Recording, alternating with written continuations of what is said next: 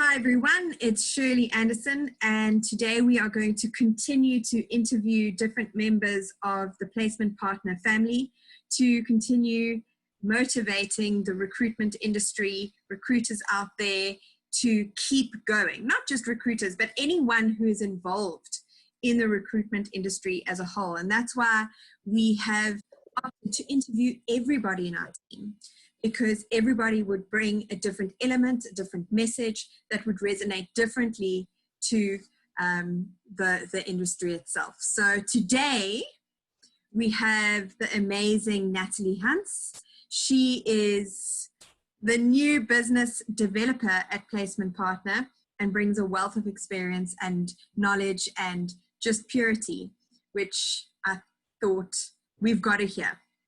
So, Natalie. Hey guys, I'm Natalie, as everyone calls me Nats. Nice to meet you guys. Awesome. So, Nat, if you don't mind, I wanted to ask you, first of all, just to get started, what has been the most important thing that you've learned during the last 9 weeks of lockdown? Okay, so what I've learned in those 9 weeks is to use your Google Calendar. I'm just joking. But it's important to plan.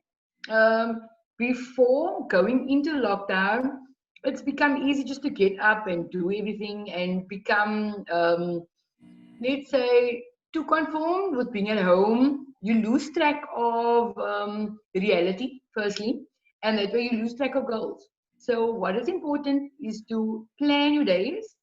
So basically, I've actually started scheduling my time slots in every aspect, whether it being doing washing, whether it being spending time with my son. Other than that, whether it being doing calling clients. So what I've learned is, because we are in lockdown, it's not like the normal situation where you go to work. Although you're working from home, you've got much more challenges working from home. So you need to be adaptable. So I've actually gotten up earlier. I plan my day, and because I have my kid at home, I actually got up earlier. I make breakfast. I do things before I need to actually log into, let's say, Skype or Zoom and interact with my peers. I first sort him out because I know that's the first point of my day. Then I carry on with work, but in between I do take breaks because obviously I'm at home with him. I'm a single mom, so it's a bit tough, but I've learned planning is very, very important. So I think that has been a good standpoint in the 9 weeks, planning things. Wow, that is amazing. And I think resonates with so many of us who have had to suddenly juggle family and home responsibilities. Yeah. Work. It's something completely foreign. I mean, obviously there was an element of that, but it's so on top of us now. Yeah. It definitely resonates with a lot of people. And how will this impact the way you look at life and work differently going forward? So moving forward, I've actually learned two very important things. Firstly, I'm very grateful for everything because I know in my situation I am in, or in lockdown, there's a lot of people that cancel work and provide for the families. So I'm very grateful. And then I've learned balance is key. Very, very important. So what I've actually done to start, or at least attempt to prepare for the week ahead, look, we schedule things all the time, but that doesn't always mean you're going to stick to plan, but at least have a plan in place or try to stick to some sort of plan. So on a Sunday evening, I sit and I look at what I want to try and achieve for the week, whether it mean I'm actually sticking to a breakfast schedule, phoning clients after 10, phoning 4 clients in a certain time frame without having noise. I try to look at all those things and I plan my week in accordance to what I want to achieve for the week.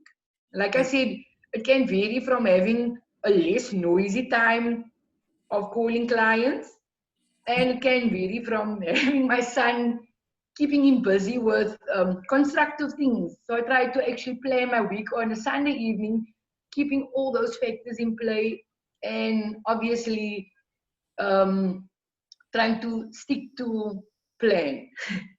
Yeah. Do you know what? That's amazing. I think a lot of people think planning makes things, your week, more stringent, but as you've pointed out, it actually makes you much more adaptable, Yeah. in your day. So that's great. And when it comes to keep going, what are the top 3 things you should have in place to get through the tough times? So first I would say is having a thankful persona. With this lockdown and everything, you can get depressed and you can have a negative mindset. And I'm sure each and everybody has experienced some sort of negativity in this time. With it being you're overwhelmed with too much things. Everyone goes through their own journey. So I think having a thankful persona, what I try to do is when I get up every morning, when the alarm goes off, I sit up at least an hour earlier because I know I like to snooze. So I know myself, so I sit up earlier. So because I am at home and we are at home, we take advantage of it. So I sit up earlier, so I know I am slightly awake. So I snooze, 2, 3, 4 times because it is earlier. Then I get up and I at least in my mind try to think of at least 3 to 5 things I'm thankful for. That's how I start my day, because once I am thankful for things, I actually get up and I'm motivated. So that's how I start my day. So I'm thankful for a lot in my life, and I'm also thankful for my work team, because in a personal capacity, my family has been really, really good. But my work family has also been really great. So I'm very, very thankful for that. And then what I try to do is, like I said, on a Sunday night, I try to plan things, but I set reachable goals in all aspects. From calling clients, from having washing done, different things. I set reachable goals for myself to try and achieve. And what I believe is, if you plan to fail, you fail to plan. Oh, sorry. If you fail to plan, you plan to fail. Sorry. So at least have some sort of plan in place so that there's some sort of a path and some sort of a goal you want to achieve every day for yourself. Everything's not always going to go according to plan, but at least there's some sort of a pattern to get things done in your life. Because once there's not that, you lose focus, and like I said, you can get depressed and things can come across negatively. But we all go through the same thing in lockdown. So try to plan and try to have a positive persona when you wake up, because that makes things much easier when you go through your day. Yeah. So what I heard that was gratitude, self-talk, and then goals. And what I love about, because you keep on talking about goals, one of the things that people find quite difficult, or one of the things that I've realized people find quite difficult, is to align their personal goals with business goals. And you all the time, like you said, even set a goal to do the washing, even that's reachable, and include that as your goal, to include that in the list of things to do when you have to contact a certain amount of clients, or book a certain amount of appointments, or whatever it might be. That's great. Lastly, do you have any words of encouragement to our clients out there? Like I said before, I think the only constant thing in life is change. So when you actually become adaptable, or have an adaptable persona, you learn that things are never always going to be the same. So they are not always, it's a bumpy road. So you learn from the negatives. I don't think the negatives are always a bad thing. If people sometimes criticize you, you sometimes throw back, but I don't think that's a bad thing, because you learn from it, so you can always better things moving forward. So the negatives, don't take it as negative. Look at it as things that you can improve in all capacities of your life. And like I said, try and have a thankful persona. because there's always going to be people that are in better or worse situations than what you are. So when you are thankful for everything in your life, you become more adaptable, and you look at things in a different light. So you push forward and you use your own circumstance as a platform to better things and also help others, I Yeah. think. Absolutely. A little bit earlier today, one of our team members sent us our Friday Fun Day blog post, which followed up on from our internal project, which was all about gratitude. And it was all about gathering information from the team on what to be grateful for. And it was quite amazing to read that blog. So if you haven't read it, head over to our blog at Placement Partner. But one of the things that was said there was, even when you feel like you have nothing, you actually always have more to give, which is what you just said, right?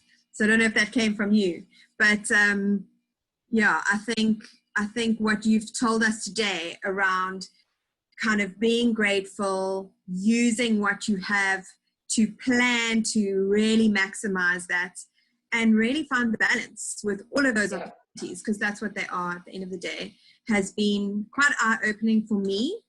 And I just want to say thank you for being your authentic self, because I think that a message coming from a place of authenticity really resonates with people. So thank you for your wise words and sharing that. Thank you. No, look, there's always room. You will surprise yourself at some points. Look, I promise you, this week was a bit difficult, but I promise you, there was times I was literally having a load of washing in. I promise you, I was on the phone with a client, literally, and I had my laptop in the laundry room at some point.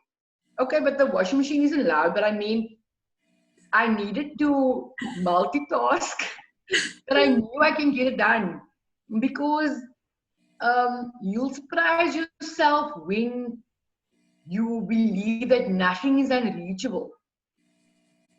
Wow, absolutely. Just get it done. Yes, Just exactly. get it done. Absolutely. Oh, thanks so much, Nats. Yeah, really thanks again. And I look forward to working with you. Go on like we usually do. Thanks so much. Awesome. Thanks, Shirley, and thank you. Have a good day. Cheers. Bye.